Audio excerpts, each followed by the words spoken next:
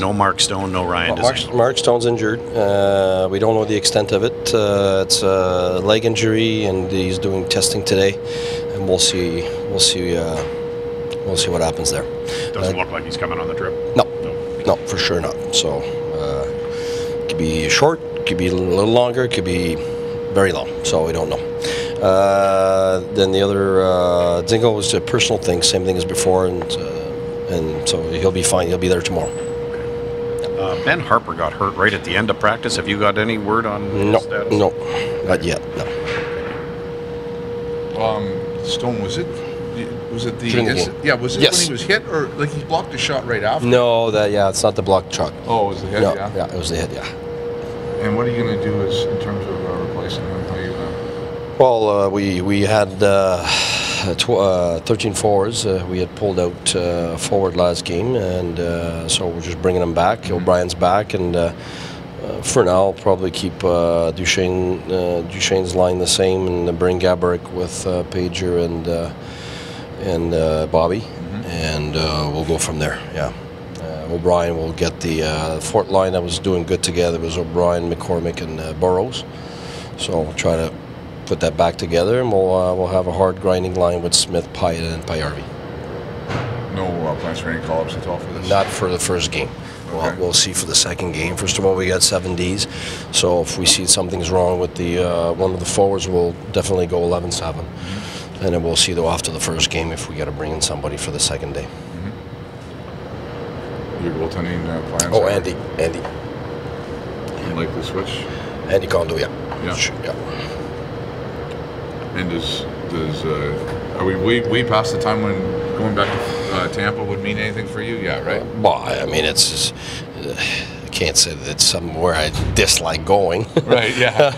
No, it's a place where I got a lot of friends, and that I enjoyed my time there, but we're way past that now. It's all about us. Well, do you see a reason for the emergence of the Panthers this year, the way they've been playing since the All-Star break?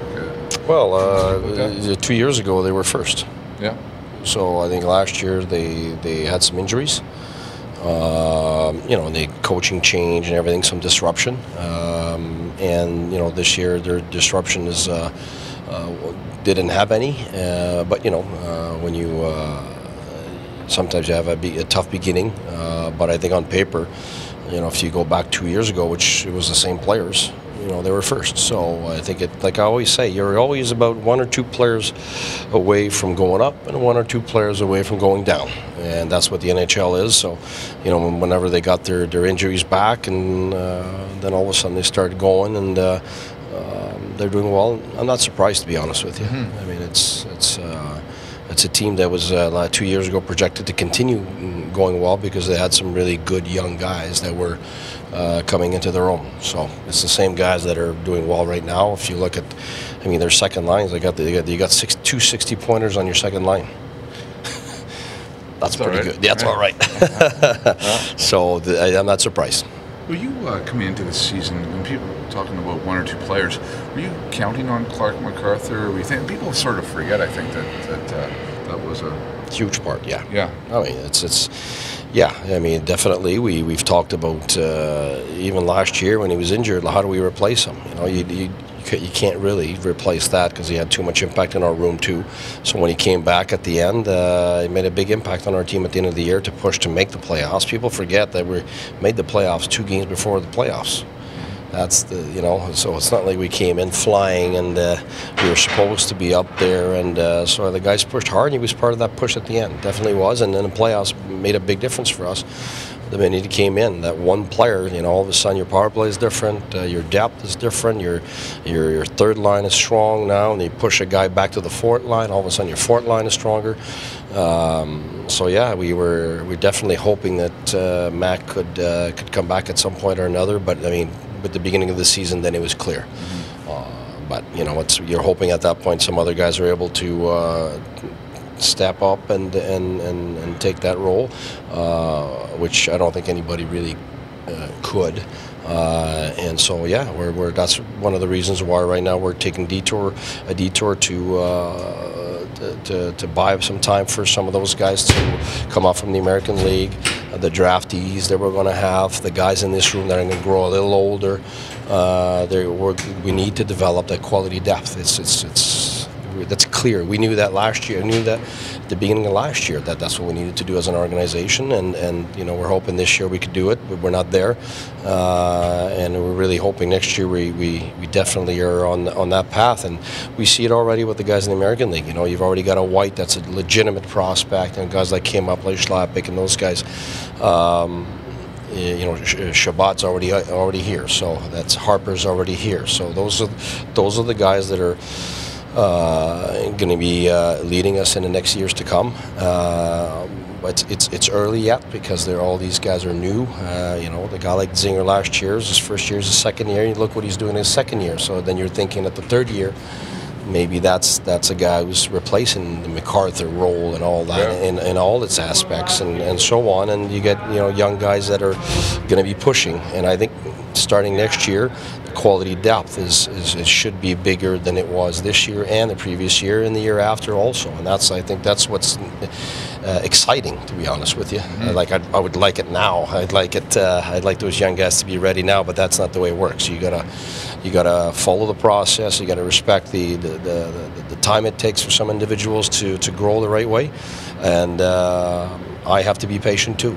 You know, as a coach, when you see things that are exciting, obviously you want to jump on them. But I've learned over time that you got to do the right thing at the right time for the right reasons, and I think that's what Pierre is really on right now. He's doing the things that are the right things for us to be good for the next years. And you know, I'd love to have White here. I'll be honest with you, but it's right now he needs to get those minutes in the environment where he can get the most confidence possible, so that he has the best chance next year to be somebody that we can rely on. But he has to work. He has to come here at camp and be better than the other guys, and so on and so on. So that's all exciting. It's just now we got 15 games left where the players that are here need to grow also, not just the young guys that are coming.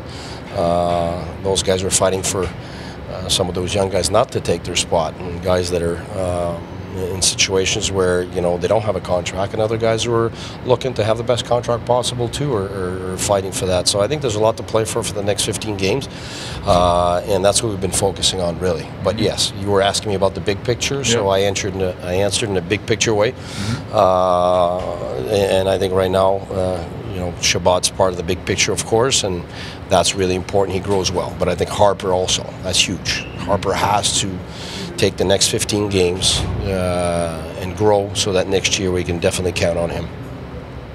Do you like the initiative shown by Carlson Anderson to bring in the two teams from Florida? I'm sorry? Do you like the initiative by Anderson and Carlson to bring in the two teams from Douglas? Oh yeah, absolutely. Yeah, you know, I mean, that's something very serious. It's something, you know, there's a lot of caring in there, and I mean, I think we're all involved in that. I think it's a societal problem that nobody wants to see, and when we're able to make a tiny little difference or show some support of any kind, that's the least we can do in our situation. So yeah, I'd love to tell you that I'm surprised, but I'm not. Those are good people that think outside themselves, and it's just one more example of that.